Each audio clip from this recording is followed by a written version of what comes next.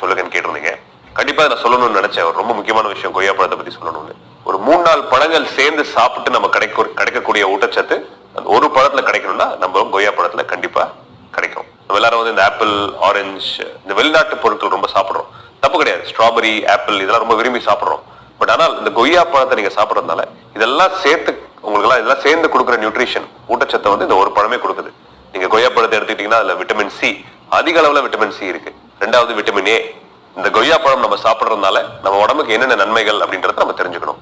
முதல்ல நம்ம எதிர்ப்பு சக்தி, உடல் எதிர்ப்பு சக்தி, இம்யூன் சிஸ்டம்னு சொல்றோம், இம்யூனிட்டி. உடல் எதிர்ப்பு சக்தி 4 மடங்கு நம்ம கொய்யா பழம் சாப்பிடறதுனால அதிகரிக்குது. ஏன்னா அதுல வைட்டமின் சி நான் சொன்ன மாதிரி அதிக அளவுல இருக்குது. உடல் எதிர்ப்பு சக்தி அதிகமாச்சுன்னா என்ன ஆகும்?